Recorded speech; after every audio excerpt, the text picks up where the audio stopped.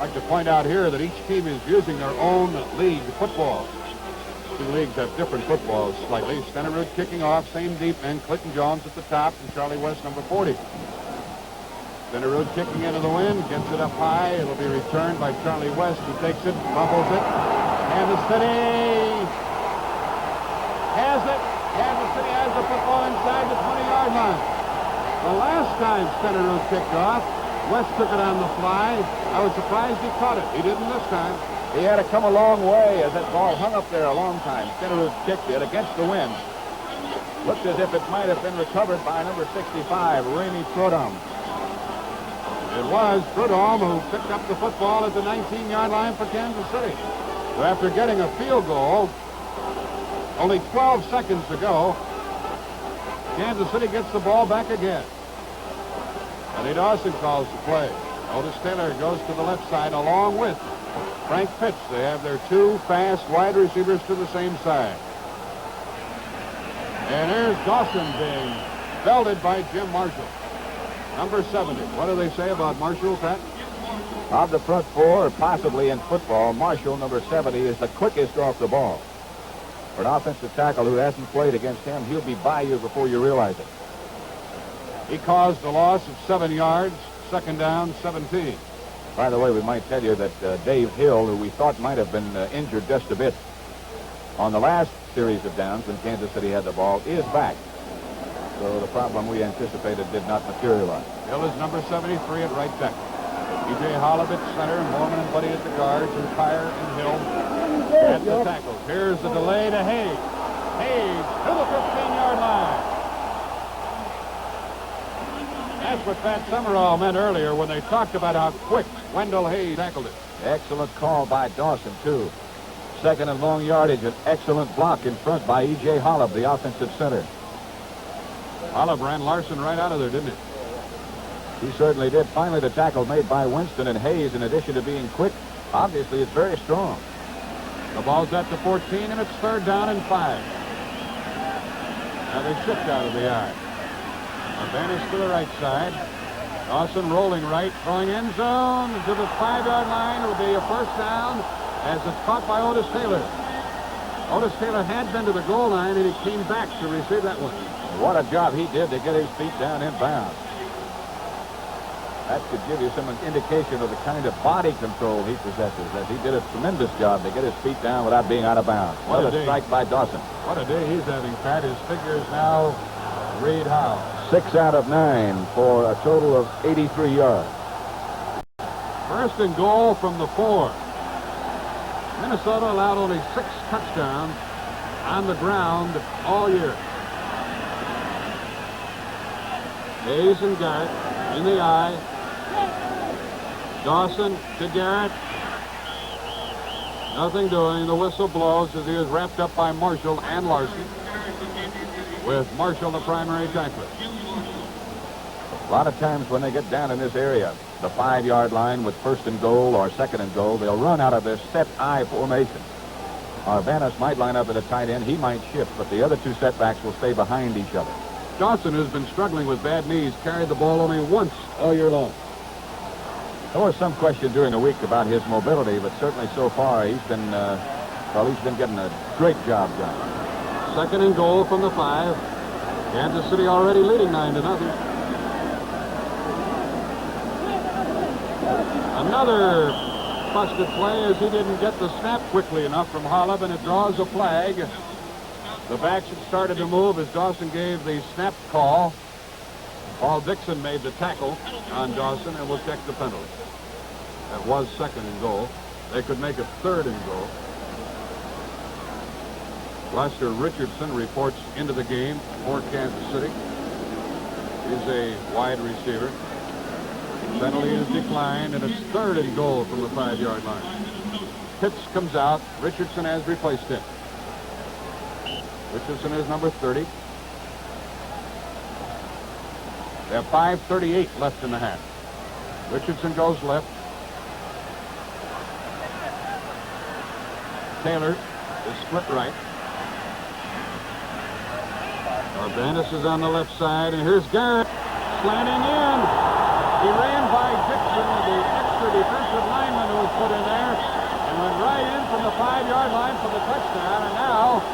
15-0 in favor of Kansas City. Here it comes again. Trap blocked by Moorman. As he gets Page heading for the outside, Dixon can't catch up, and Garrett has great balance. 15-0 in favor of the Chiefs, and what a jubilant sideline scene we show you. As Center Road will try to make it 16-0. We have 5:34 remaining in the half, and Minnesota has been able to do very little. You notice that Center Road's kicking from a little angle. He's asked him to move the ball out of that extremely wet spot. Dawson holding. Center Road has been perfect all afternoon.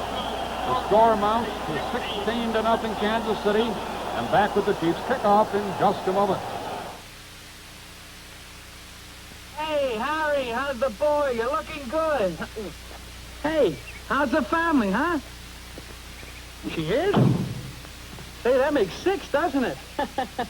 Great. Hey, how's the new car coming? Oh, really? Gee, that's too bad. Well, we both looked at Buicks, Harry. Life is not a bowl of cherries, and Buick knows it. So Buick makes a car that's something to believe in. Take the 1970 Buick LeSabre. This baby's got, Harry? Craftsmanship. You can get a 455 cubic inch engine, Engine?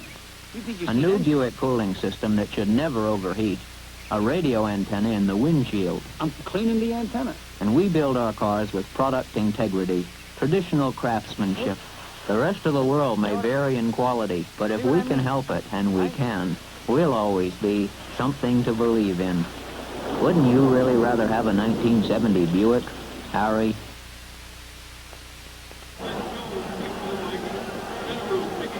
About 80,000 on a comfortable day, but the National Football League fans are very uncomfortable at the moment. 5:34 remaining in the half. We're watching history in the making, and is history repeating itself? Clinton Jones and Charlie West are waiting for Stenerud's kick. High in the air, and Clinton Jones has West go in front of him, take it at the 6, 15, 20, 25, crosses the 30-yard line. West, who fumbled the last time, anxiously latching onto that football, and now the Vikings will try to get something done before halftime. National Hockey League action on CBS commenced today. Now, next Sunday at 1 o'clock Eastern Time, you'll see the Los Angeles Kings versus the Detroit Red Wings. CBS today, our fans saw Montreal beat New York 4-1. The ball at the 32. Cap on first down. Throwing, caught by Henderson at midfield now, 45-yard line. And inside of the 41-yard line before Johnny Robinson tackled it. And again, Henderson is the man that's getting the single coverage. This is a simple turn-in pattern. He just curls behind the linebacker, Emmett Thomas to the outside. And he looks hungry now. One thing he did, he made sure he put that ball away before he started to run, and it was very important. You might have seen number 46, Jim Kearney, go out of your picture and out of the coverage. That was because one of the Minnesota setbacks had come out and drawn him in that direction. So the Viking offense gets a jolt, and it's first down. At the 41-yard line of Kansas City. Another first down pass. Cap lofts one out over the middle. Incomplete is the call. It was intended for Oscar Reed, number 32, who, by the way, out of the backfield is an outstanding pass receiver. The pass was underthrown by Cap, and it's second down and 10. Pat, we've seen very few teams, if any, who've been able to make Minnesota come out of their game plan. Trailing now 16-0, they might well have to do so. They certainly will have to do so because they can't afford to play the kind of football that they like to play, and that is ball control when they're trailing by this much. 16-0, and I can't help but think of the final score of last year's game. Second down and 10. Big rush. They won't turn him loose. Buchanan drops him after Curly Culp had broken up the perimeter. Curly Culp was the first one through. Buchanan wrapped him up. This again is a 4-3 type defense, except they've got a man in front of the offensive center. That man is Culp, and he got away from Tinglehawk. Culp, the first man on the scene. Buchanan next. Brown is 87, and Mays 75 wraps it up. Kansas City now has gone to a defense as Culp, you can see, has come to the sideline. Kansas City's gone to a defense with 5 defensive backs, something that Minnesota's been doing for a long time. That score last year that was alluded to, New York 16, Baltimore 7. Here it's 16-0, and it's 3rd down and 18 for Minnesota.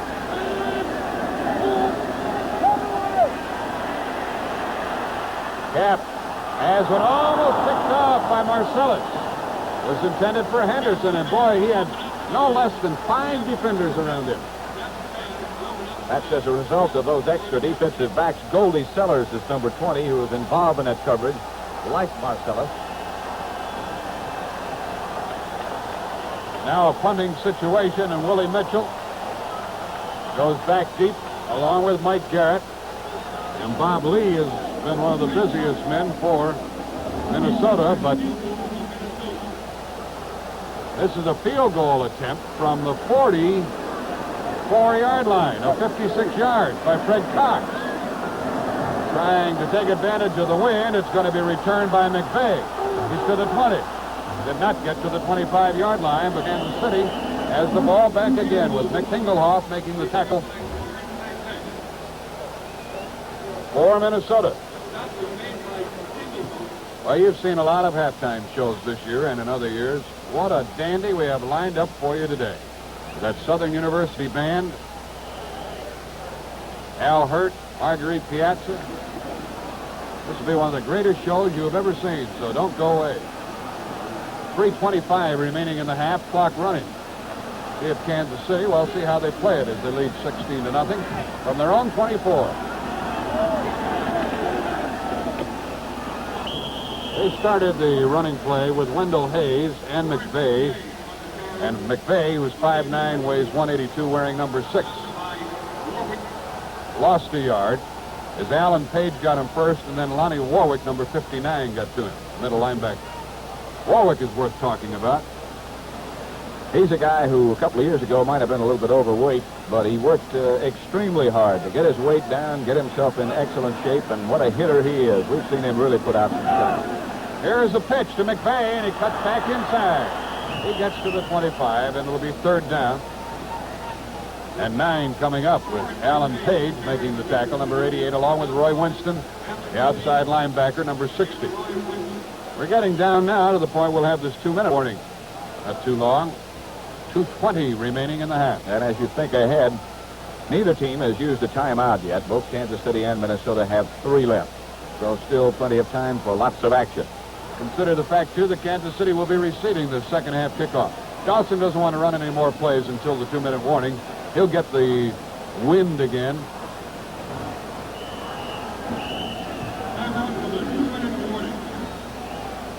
And he wanted to allow as much time to elapse as possible, and you would, too, if you were leading 16-0.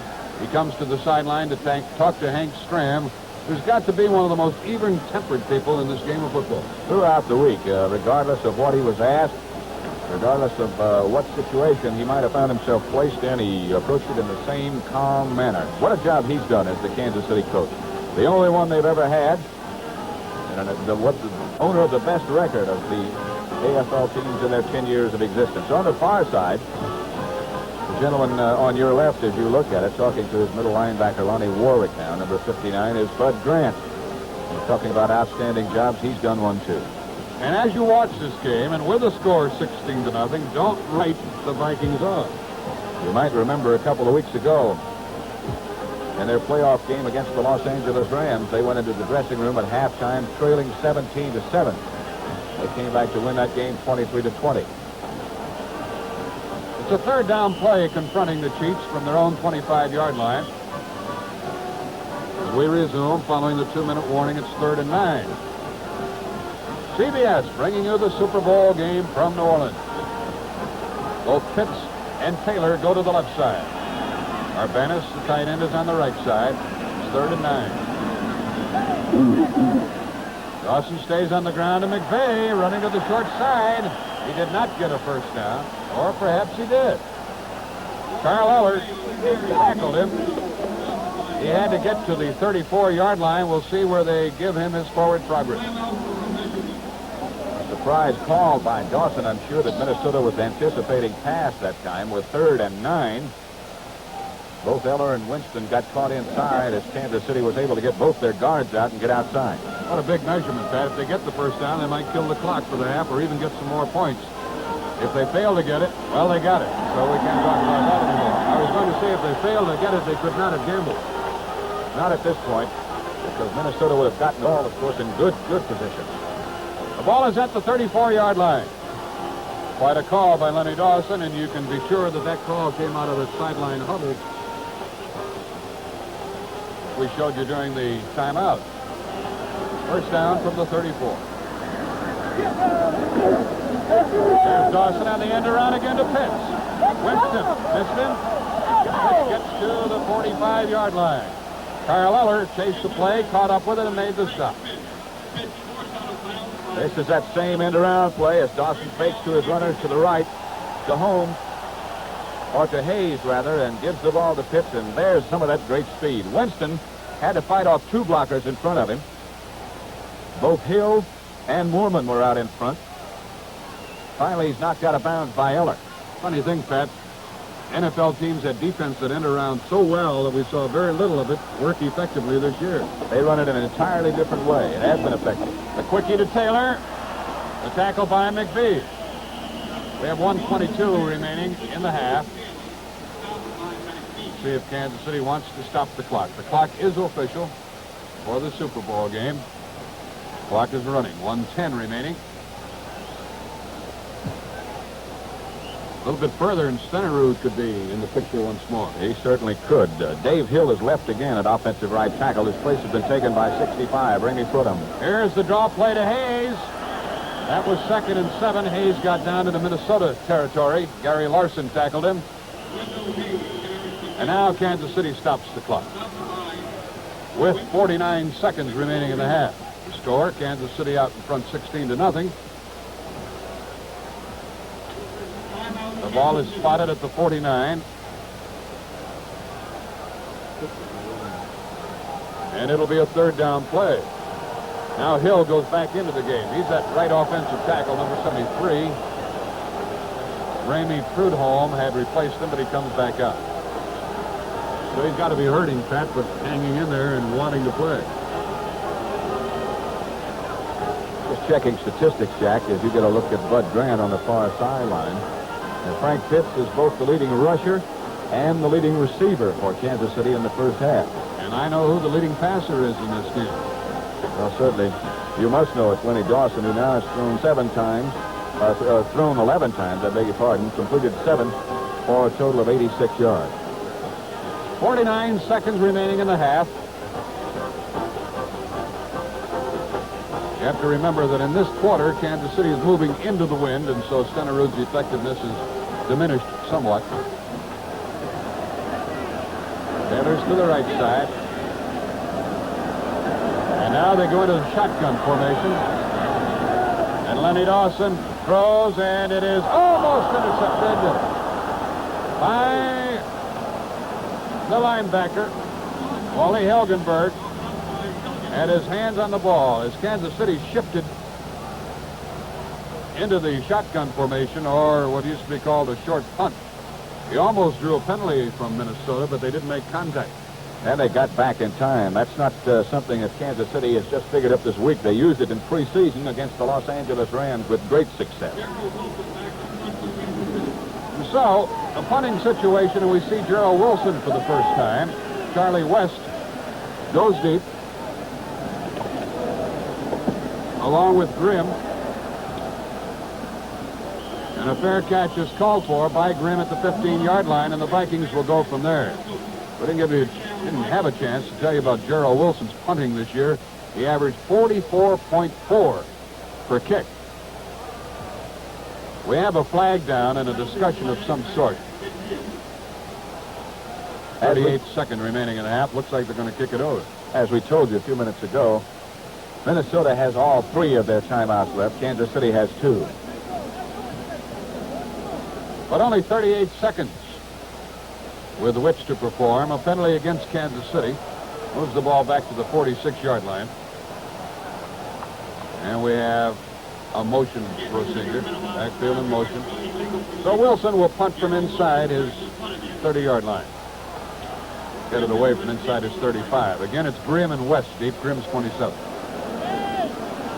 Score 16-0 Kansas City. Big rush. Wilson was anticipating it, got it away, and what a punt. That won't hurt his average, will it? Kansas City downs the ball at the 10-yard line. So now there are only 28 seconds remaining in the half. The man who downed it for Kansas City, number 24, was a fellow who was just recently activated.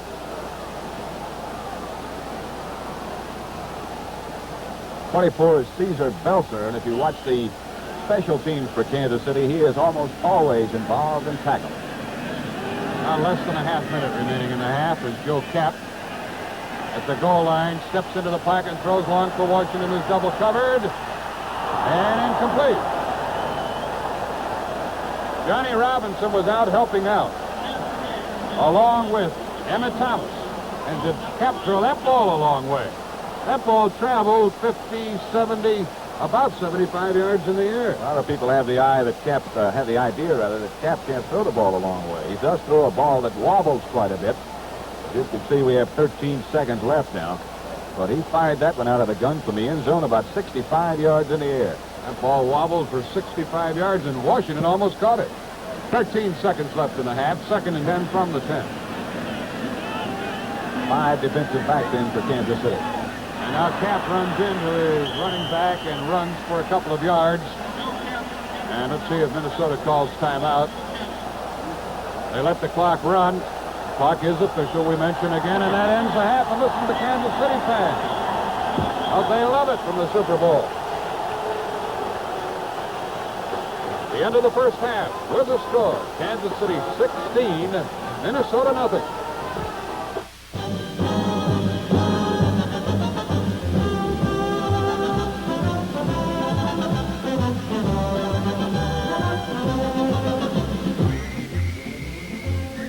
Today's NFL game brought to you by General Motors of Canada Limited on behalf of GM dealers throughout Canada, who invite you to see and drive the new Mark of Excellence cars for 1970.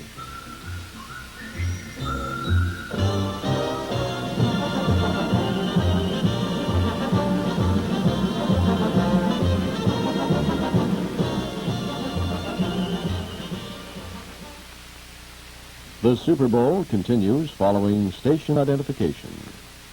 This is the CBC television network. At Gillette, we constantly test metals for hardness. A blade with a harder edge can be made more precisely to shave you not only cleaner but smoother.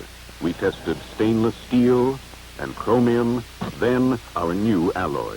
The results were so amazing, we created Gillette Plus with platinum chromium plated edges, the most durable edge in shaving history. Gillette Plus, the blade you've always wanted and more.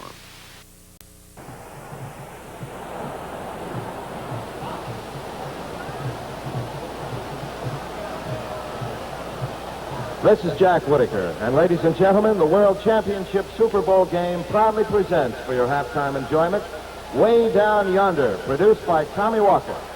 Let's give a resounding welcome to that fast-stepping, toe-tapping band from Jaguar Land, the Southern University Band from Baton Rouge, Louisiana, under the direction of Isaac Gray.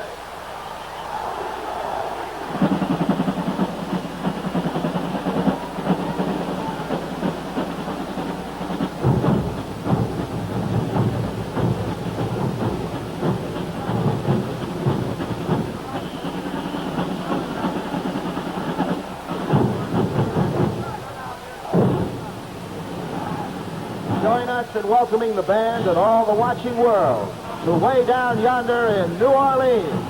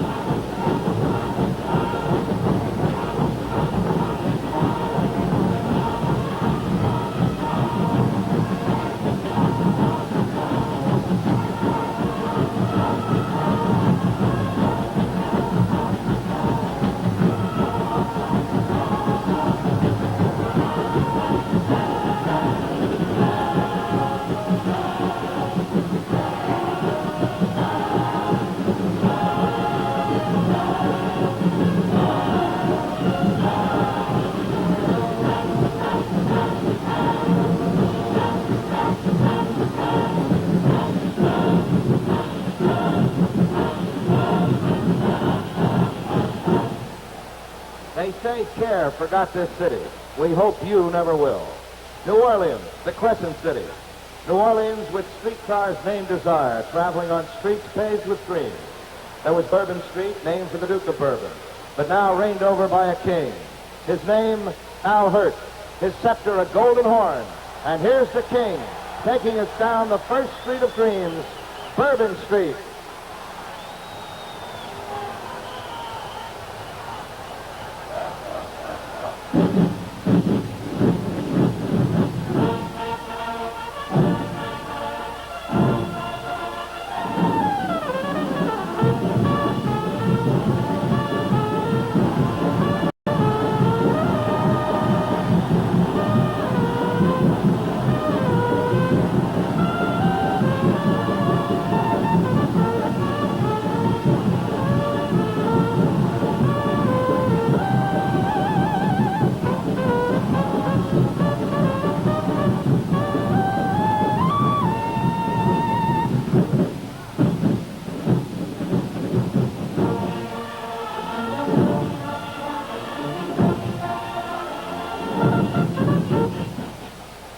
Bourbon Street to Basin Street, where it really all began. And here is New Orleans' own Marguerite Piazza, star of supper clubs, the Metropolitan Opera, and television, with Basin Street Blues.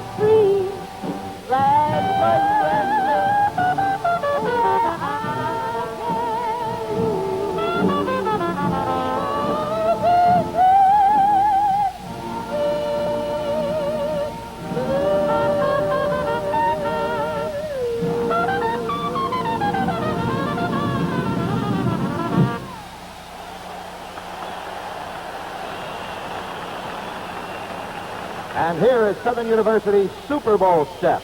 You have to see it to believe it.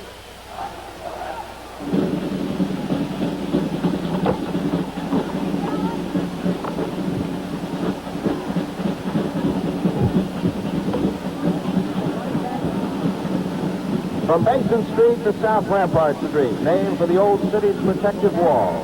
The walls are down, and the only army marching through these days is the band of Southern University.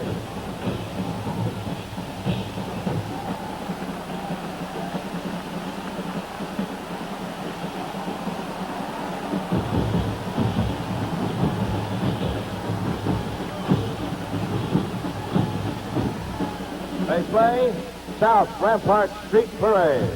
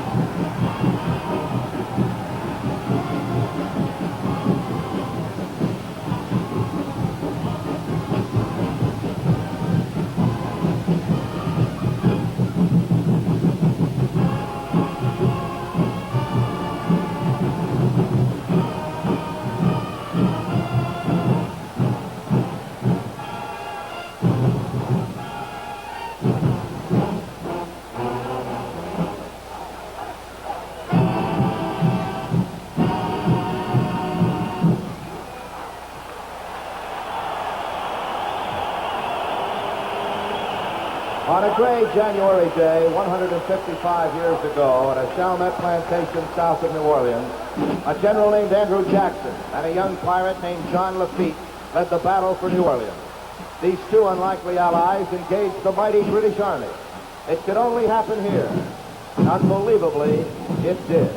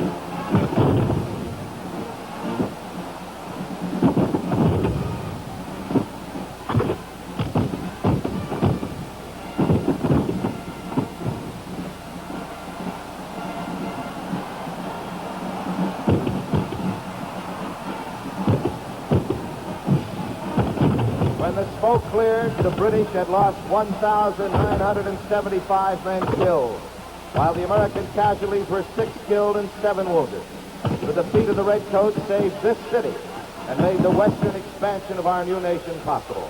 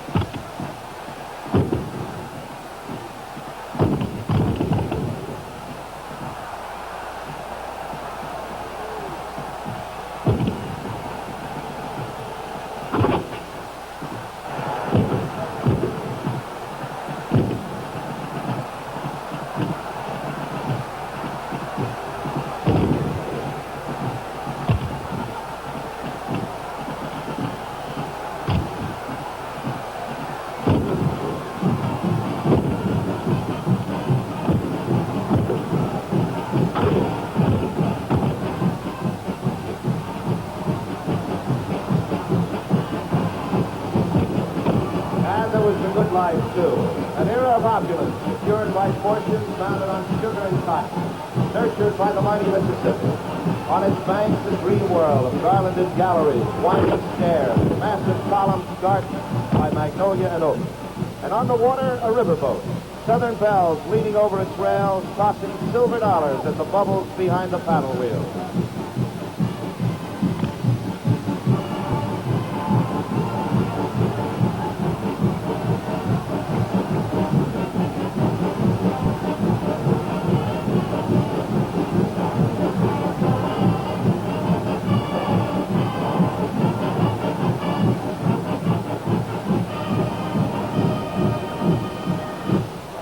We are now going to be serenaded by a couple of river minstrels who many times have floated down the Mississippi. The minstrels, Al Hurt and Lionel Hampton. The song, Do You Know What It Means to Miss New Orleans?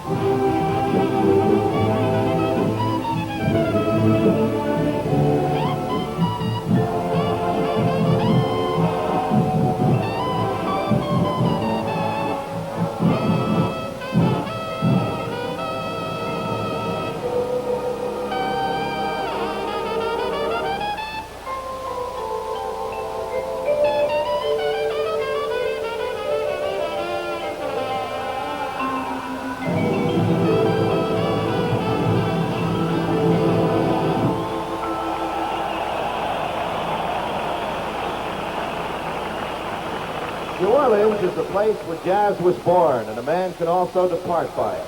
The Jazz Funeral. Their names read like jazz poetry, and poetry was what they were all about. Papa Celestine, Jelly Roll Morton, Bunk Johnson, Johnny St. Cyr, George Lewis, John Brown, and Paul Murray. These jazz greats who lived what soul really is before anybody tried to give it a name. They made perfect the parts of a man you can't see, like what makes him laugh, and sometimes what makes him cry. The trip to the graveyard was a mournful one. All of the sad things in a man's life got their due.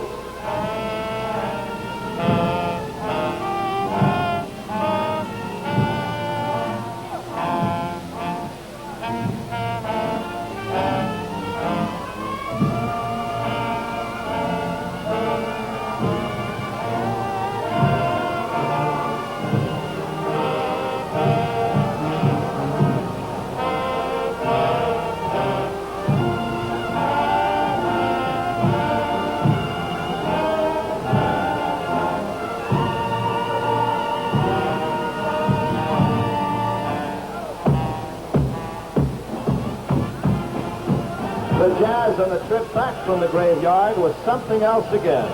Louis Armstrong said they just tear their horns apart. They were letting the departed hear the music the way he liked it in life.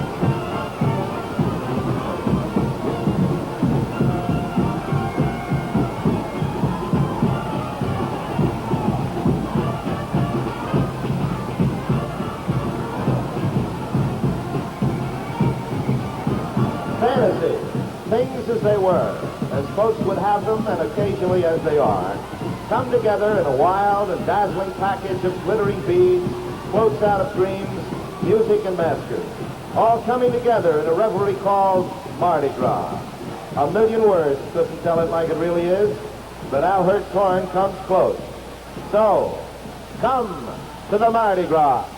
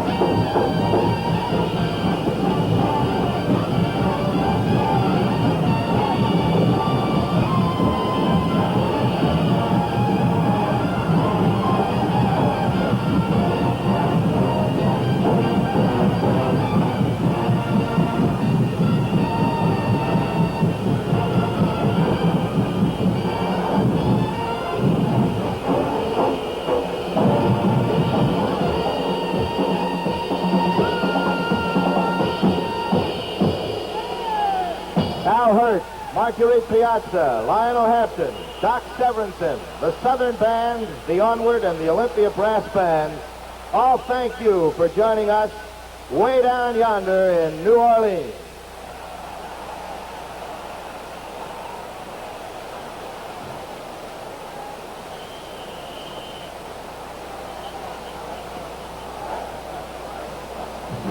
The show produced by Tommy Walker, script by Gus Watt.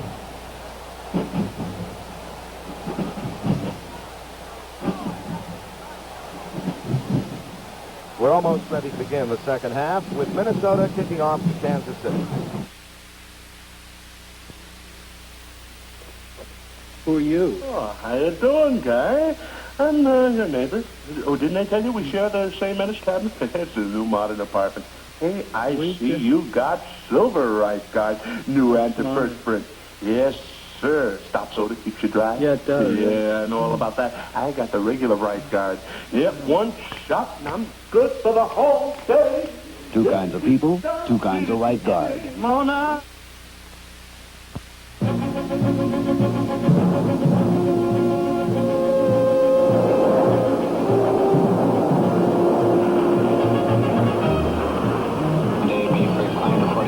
Yeah, check climbing the 45.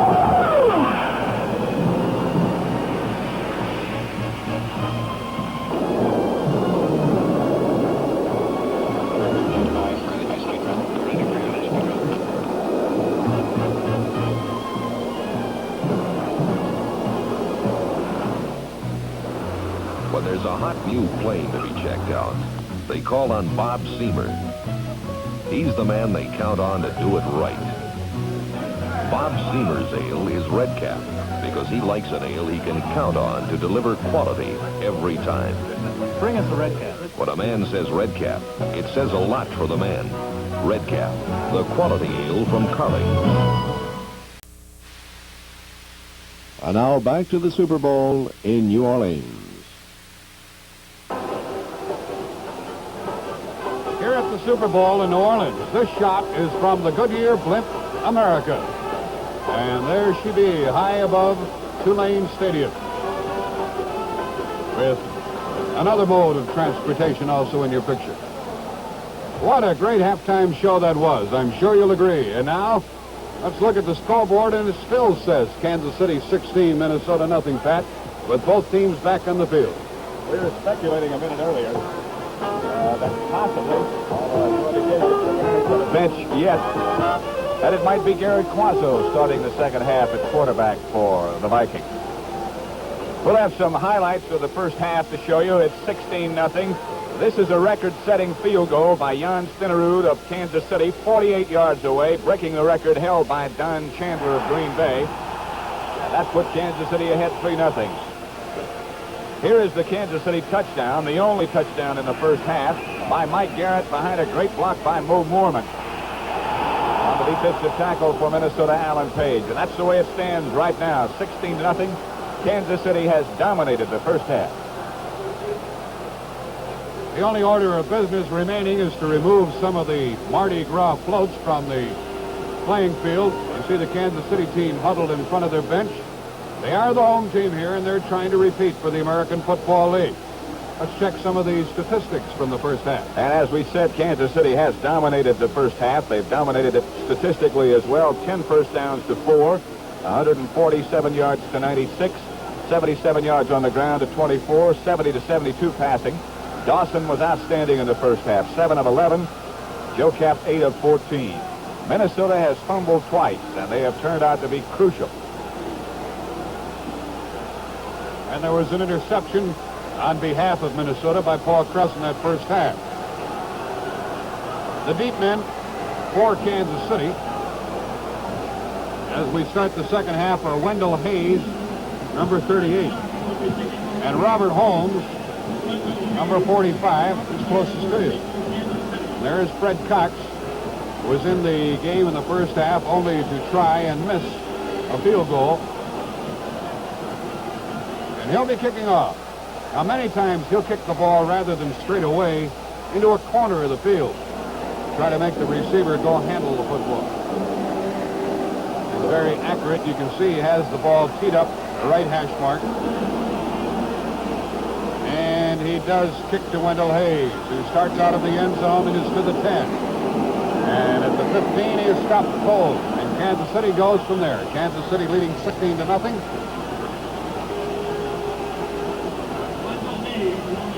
And it is Lenny Dawson and company coming back to work. Well, following the Super Bowl tonight, To Rome with Love on CBS.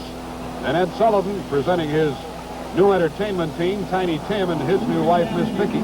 Topping off your Super Sunday this evening, Glenn Campbell Good Time Hour, followed by Mission Impossible. All of that tonight on CBS following the Super Bowl. Otis Taylor comes to the right. There's Hank Strand. Hayes is in the backfield with McVay, and that's McVay. Got around the linebacker, Jim Marshall. Defensive end on the right side made the tackle. McVay is 5'9", 182, played at the University of Houston. This is his second year. Sort of surprising that he's been used as much as he has this afternoon because of the condition of the field. In spots, it's very slippery. And McVay, with those quick feet, doesn't figure to be quite as mobile as the bigger backs do. Garrett had an outstanding first half. Now it's McVay. And I believe Wendell Hayes, the up back. And pitch is to the left, 2nd and 5. Dawson with a quickie to Taylor. Taylor trying to get that first down yardage, and he did. With Ursel McPhee making the tackle, number 46, a first down, Kansas City. There's Kansas City moving the ball, and there's the Minnesota bench. Number 26 for the Vikings, who was in your picture, was Clinton Jones, and we've seen returning kicks. Charlie West checks into the backfield now, and he replaces McVee on the left corner. Otis Taylor was taken out of the game after that last play. Gloucester Richardson is in. And he was in that inside slot. Running with the ball is Garrett. Crosses the 30-yard line. Inside slot is something I suppose we should explain to you. That's the particular formation that Kansas City uses, where the flanker, it usually is Otis Taylor. In this particular instance, he isn't in the game, but it's a formation where the slot back gets into a slot between the guard and tackle rather than on the outside. It surprised the Jets a couple of times during the year. A pickup of 6 yards on that carry by Mike Garrett. 2nd down and 4. Richardson is on the right side. Pitches to the left. And a great tackle was made on the running back, Wendell Hayes, by the linebacker, Wally Hilgenberg, coming from the right side, Ronnie Warwick. Ball at the 30-yard line. Warwick made the tackle. We're early in the third period. 12:08 remaining in this period.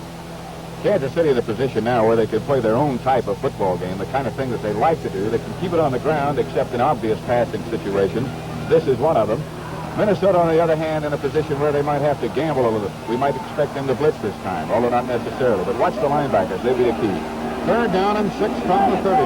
The blitz is on. Dawson gets rid of the ball, and Garrett catches the ball and is rustled to the ground. Sherachman on the play with Garrett. You can see the blitz develop here as Winston, with his back to you, number 60, trying to shoot the gap. Kansas City picked it up well. Hill did. Arbanis checked Eller before he left. Dawson has time despite the blitz. Good catch by Garrett, being handled by Sherachman, but not before he got the first down. First down yardage out to the 38-yard line. Wendell Hayes did a good job of blocking in the Kansas City backfield against that blitzing situation. Urbanus to the right side with Richardson. And Dawson with a good fake, and the outside pass to Richardson, broken up by McPhee, who's back in there. Russell McPhee had come back in, and he was covering Gloucester Richardson.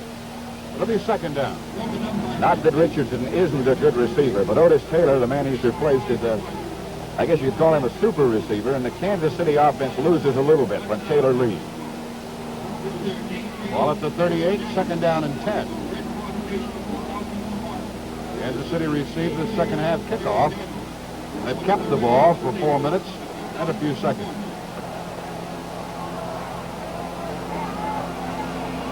lights are on here at Tulane Stadium.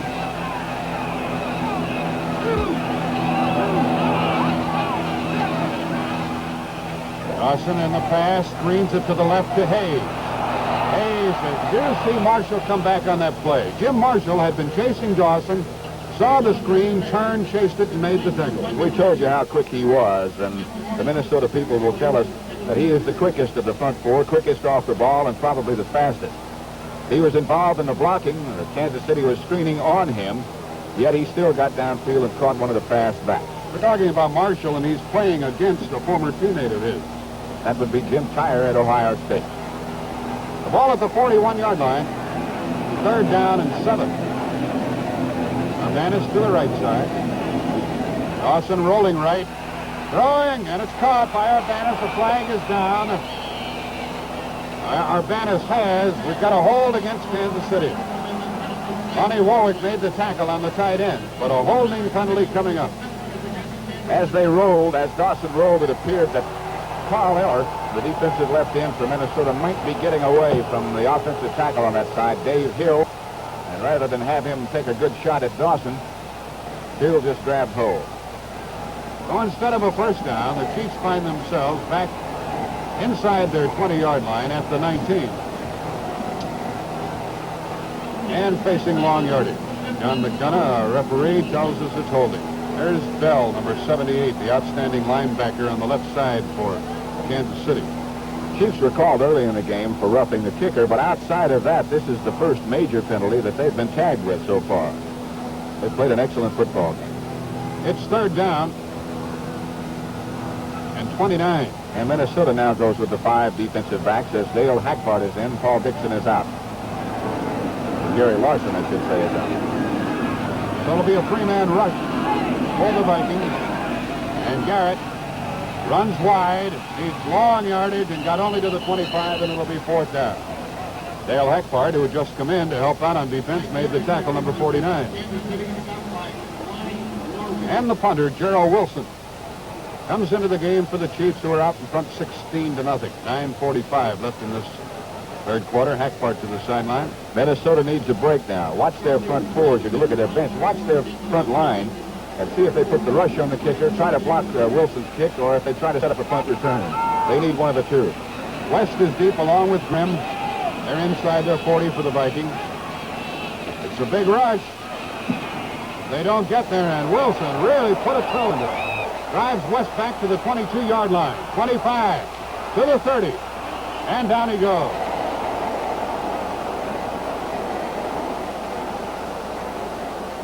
Bob Stein was the tackler. He's a great man on those special teams. Well, the CBS Golf Classic is yours to see. And next Saturday, Stockton against Guy Berger and Weiskopf against Jacklin. Great action, and as another sport has hit the CBS sports scene. Watch it next Saturday on CBS.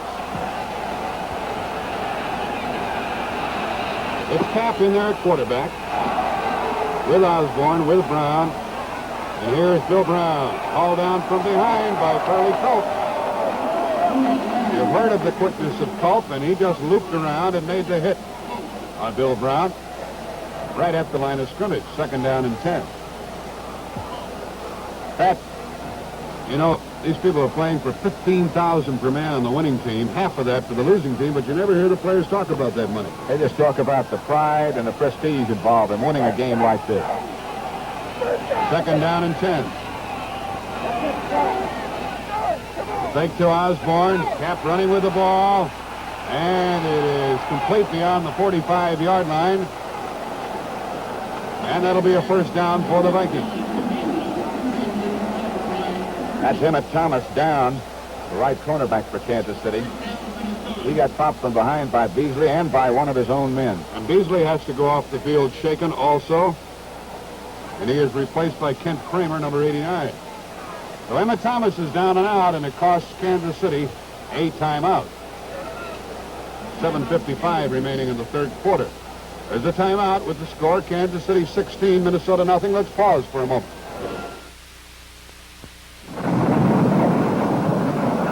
When there's a big avalanche to knock down, they call on Derek Henderson.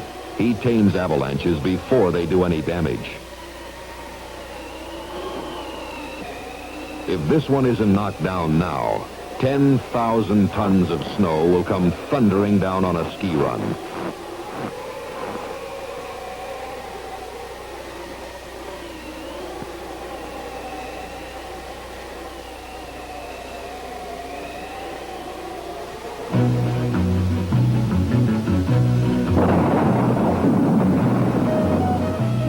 People can count on Derek Henderson to do the job and do it right.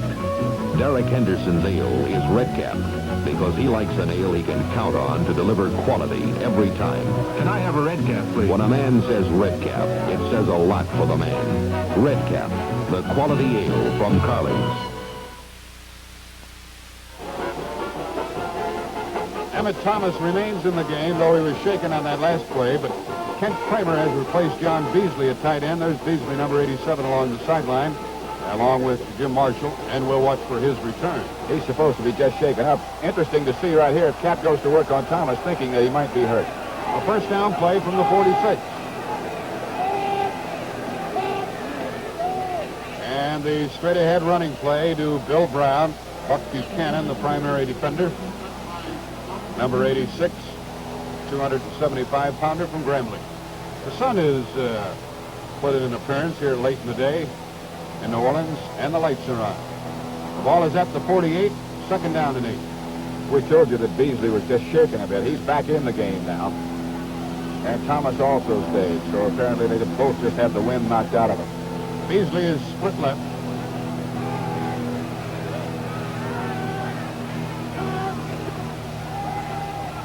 Gap running with the football.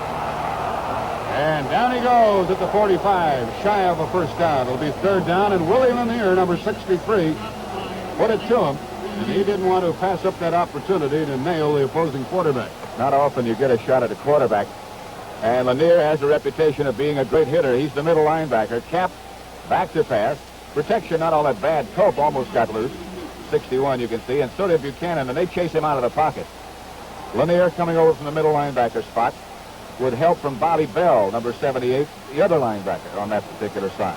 Cap is 6'3", 215, and he can take that hitting. It's third down and 1. Look at that Kansas City defense stacked up.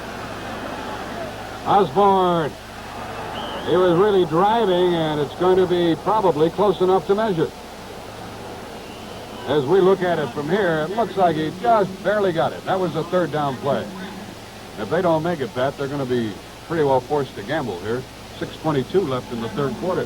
I would certainly suppose so, and if they don't make it, as the officials are bringing the measuring sticks out to see if they did, it's going to be very close. If they don't make it, Minnesota almost has to go. Time becomes very much a factor. Cap, of course, if he has to go for it on fourth down, is caught enough to sneak it fast enough and quick enough to sneak it himself. They're having difficulty trying to find the midfield line marker to plant the chain. And it's a very critical measurement. Because of the decorations on the field, some of those line markers, they made it by a couple of inches. Minnesota will go from there. 6:22 remaining in the period. Minnesota trailing 16-0. That Minnesota was quite intent in the first half and throwing long. Might have to get out of that. As good a free safety as Johnny Robinson is, it's pretty tough to throw deep against the Kansas City defense. There's a delay to Bill Brown. Inside the 40-yard line he blows. He was tripped up by Willie Lanier, the middle linebacker, and then covered by others, including Kearney and Buchanan. Just a simple draw play by Brown as the Minnesota offensive line does a good job. Culp gets to the outside. He's cut down by a fine block by Osborne. The rest of it's done by Brown. Ball is at the 36-yard line, and it is second down and a long 2.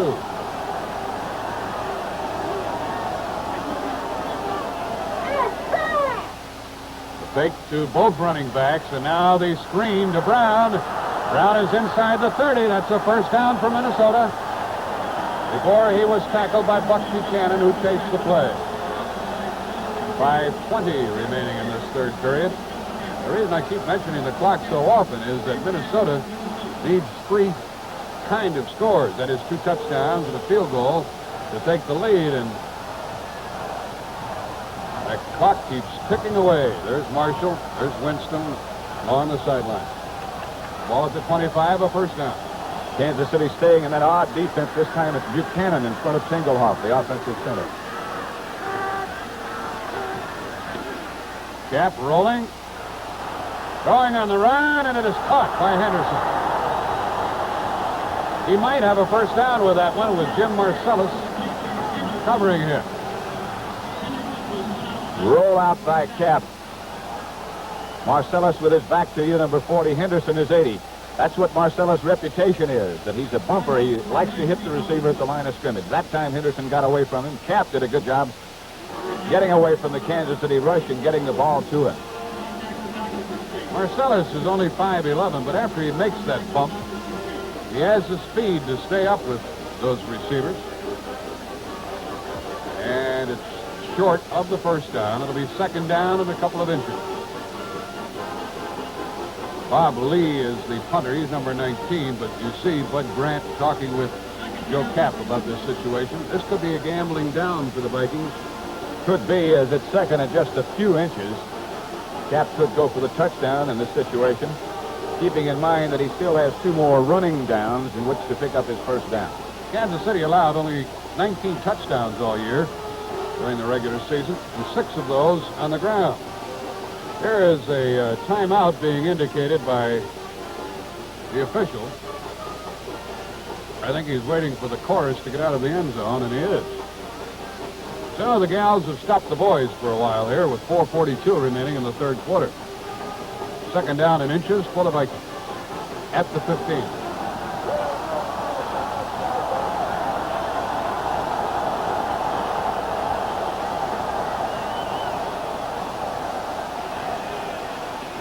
Cap fakes it, looks to throw, it's caught by Reed, and it'll be first and goal. Jim Kearney bumped Oscar Reed out of bounds. He's a second-year man from Colorado State, and he's that little impetus off the bench that the Vikings often receive. Great quickness, Oscar Reed. Cap again did a good job to get away from the rush by the right end for Kansas City, Aaron Brown. Reed was wide open.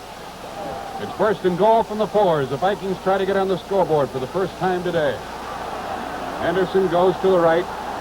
Washington is in rather tight on the left side. Beasley is the tight end on the right side. Cap gives to Osborne. Osborne picks his way in for a touchdown. He gave somebody a foot and took it away and hopped into the end zone. I don't know how he managed to hold on to the ball as he made a twist right at the end. That's Singlehoff, 53. Sunday coming behind. Singlehoff with a good block on Buchanan. Pick up number 41. Oscar Reed does a good job. Watch him flip and watch the ball fly out now. I don't know how he held on. What an effort by Dave Osborne, and you can see he just barely got that football in. You're never so sure that you're going to score against Kansas City when you're down in there. And now Fred Cox with his very important extra point. The ball will be held by Paul Krause, trying to make it 16-7.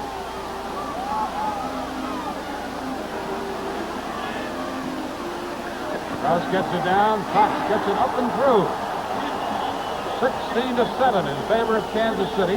And we'll be back with the Vikings kickoff in just a moment. In Ireland today, it's still possible to take a horse-drawn carriage to a typical Irish pub.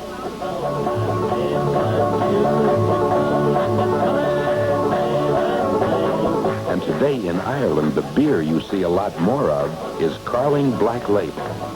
Black Label is now the second largest selling lager beer in Ireland. How did Canada's own Black Label get to be so popular in Ireland? Flavor. Lively, spirited flavor and quality that's made it one of the world's great beers.